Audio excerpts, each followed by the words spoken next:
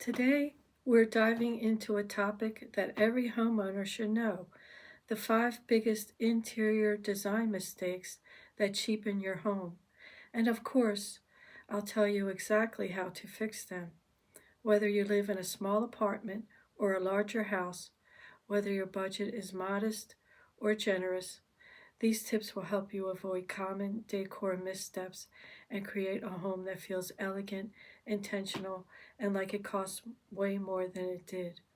We'll cover each mistake in depth: what causes it, how it shows up, and what you can do step by step.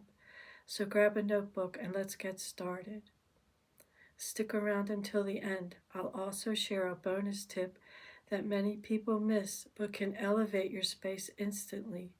And if you like this kind of content, be sure to like, subscribe, click the bell so you don't miss future design deep dives. All right, let's jump into mistake number one. The first and one of the most common interior design mistakes: wrong scale and proportion. What do I mean by that?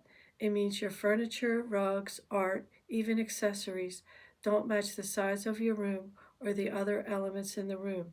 It might be too big, too small, or just in the wrong place, and it tends to cheapen the space because it makes the layout feel haphazard instead of intentionally designed.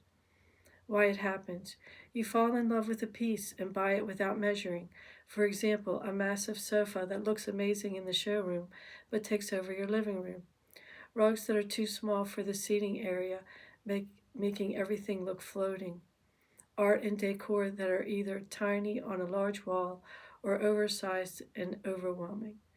How it shows up: a couch that touches the walls on both sides and leaves no breathing space. A rug where only the front legs of the furniture are on it, or worse, none of the furniture touches the rug, making the space feel disconnected. A framed picture that appears lost against a large expansive wall, or so big it dominates everything and leaves little else to see. How to fix it step by step. Measure your room.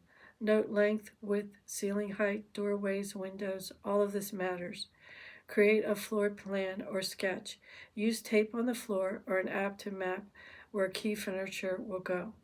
Choose furniture that suits the scale. For smaller rooms, avoid bulky, deeply seated sofas. Select ones with slimmer proportions or sectional pieces that define a zone. For larger rooms, aim for generous furniture size so pieces don't look lost. Think of grouping items into conversational zones. Ensure rugs anchor the space. In living rooms, ideally the rug should be large enough so at least front legs of sofas and chairs rest on it, if not all.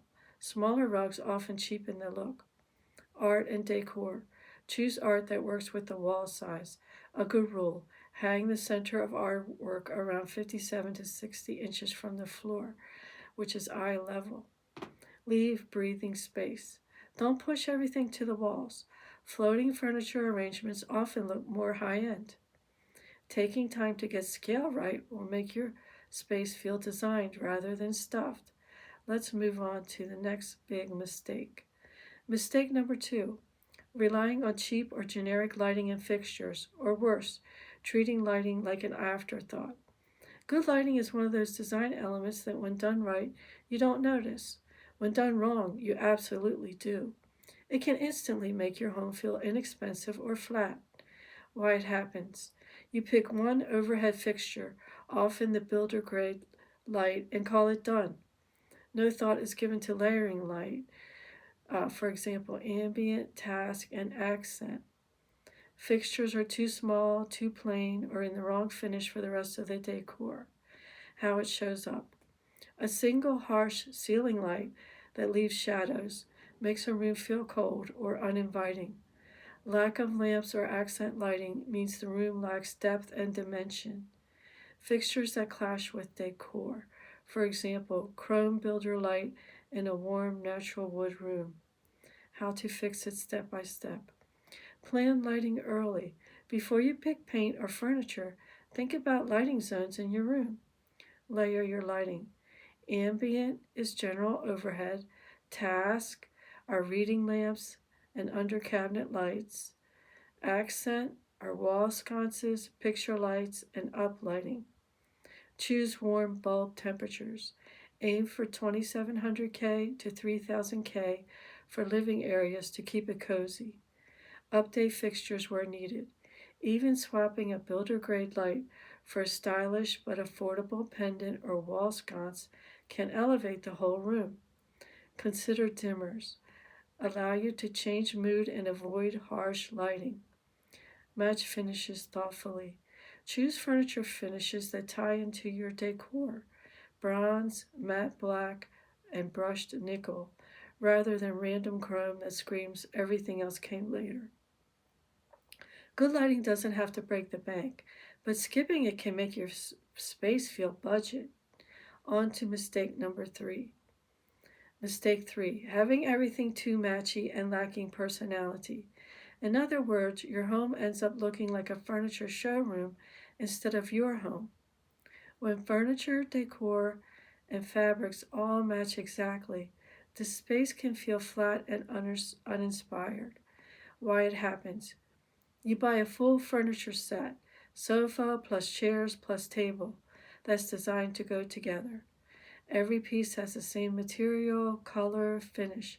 There's no contrast or layering. You follow a trend rigidly rather than mixing in pieces you love or have meaning. How it shows up: a living room where the sofa, side tables, coffee table, and rug all match exactly. Lack of variation. Same wood tone across everything. Same fabric, no interesting textures.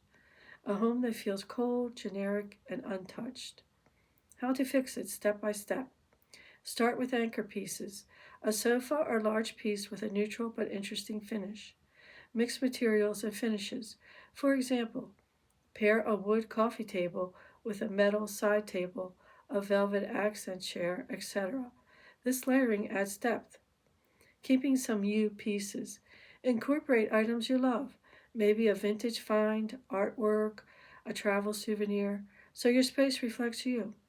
Use decor and fabric to create contrast. For example, one bold fabric in a throw pillow, one metallic accent, one natural wood. Avoid everything matching exactly. The same set from one store is convenient, but sacrifices character. Designers warn against this. When you mix things thoughtfully, your home feels intentionally designed, not like everything came from the same catalog. Let's move to mistake number 4. Mistake number 4 is one that many homeowners don't even recognize: the wrong placement or sizing of curtains, art, and rugs. A room might have nice furniture and decor, but if these elements aren't properly scaled or placed, they can make everything feel off and cheap. Why it happens: curtains hung just above the window frame rather than up near the ceiling, making the window look short. Artwork hung too high or too small for the wall, creating imbalance. Rugs that are far too small and don't anchor the seating area, or that float unconnected to furniture.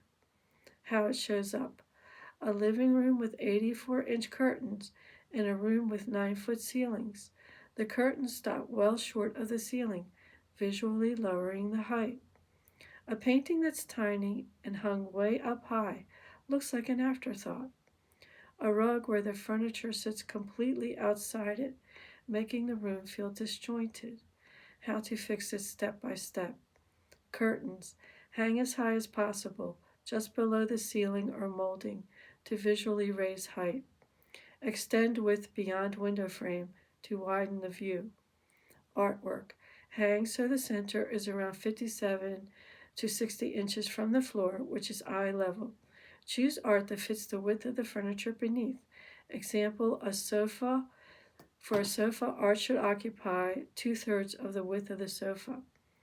Rugs: in dining areas, rugs should extend beyond the chairs when pulled out. In living rooms, aim that front legs or all legs of sofas and chairs sit on the rug. A very small rug makes a room feel cheap. Check proportions visually. Before finalizing, view from the doorway and entry and watch for elements that feel floating or disconnected. Getting these details right makes a huge difference. It lifts the feel of the room from just okay to intentional and curated. Now, on to our final major mistake.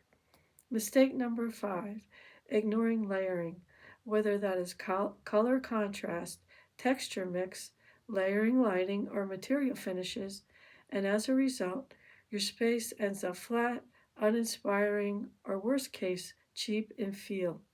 Why it happens. You pick a safe, neutral palette and stick with it. Everything white or beige with no contrast. You go for one material. For example, all smooth lacquer, all metal, with no texture. You neglect plants, fabrics, pattern, or thoughtful finishes that bring warmth and depth. How it shows up. A room of all white walls, white sofa, white curtains, visually it lacks drama or personality. No accent colors or contrast. Everything blends and there's nothing to focus on. Texture missing. For example, smooth vinyl floors, metal surfaces, no rugs, no soft throws. Lighting is flat, only overhead, no accent or ambient lights. How to fix it, step by step. Color contrast. Choose a 3-color palette, a grounding neutral, an accent color, and a pop. For example, warm gray plus navy plus gold. Don't overdo the accent color, just enough to provide focus and personality. Texture mix. Introduce soft fabrics, for example, velvet and linen. Natural materials, such as wood and rattan. Metals or glass. Add a textured rug, throw pillows in different fabrics, maybe a knit blanket. Material finishes. Mix polished and matte, light and dark, cold and warm materials. Avoid everything being the same finish. Layering lighting, again, see mistake number 2, fix. Add greenery and plants or organic elements. Even one well-placed plant or textured vase can break the monotony. Add a focal point or anchor piece. This ties into layering and contrast. Focal feature could be a statement wall, piece of art, or a bold piece of furniture. When you layer thoughtfully, your home feels collected, lived in, and elevated, not rushed or cheap. So those are the 5 major mistakes, but I promised a bonus tip. Don't design your home just for the trend. One of the biggest ways people end up with a home that feels cheap is when they follow whatever's hot right now, rather than building a space that reflects you and can evolve. Key ideas. Invest in timeless pieces for major furniture, the sofa and dining table, and use accessories for trend updates. Add personal items, travel souvenirs, artworks you love, family photos styled in a way that complements your decor. Think long term. Pick materials and finishes that are durable and will age well. You don't want to feel the need to redo every 2 to 3 years. When you step back and look at your room, does it feel like you? If not, you may have sacrificed personality for trend. Treat your home like a story, one that's meaningful and enduring, not just a snapshot of a magazine. And with that, let's wrap up. So there you have it, 5 big interior design mistakes that can cheapen your home and how to fix them. Number 1, wrong scale and proportion. Number 2, cheap or inadequate lighting and fixtures. Number 3, overmatching, lacking personality. Number 4, poor art, curtain, rug placement, and sizing. Number 5, ignoring layering of color, texture, and lighting. Bonus tip, designed for you, not just for trend. If you found this video helpful, please hit that like button, subscribe if you haven't yet, and share this with anyone you know who's decorating or redecorating their home. If you have a question about interior design, drop it in the comments below. I love reading them and I'll do my best to reply. Thanks so much for watching. I'll see you in the next video. Until then, happy decorating!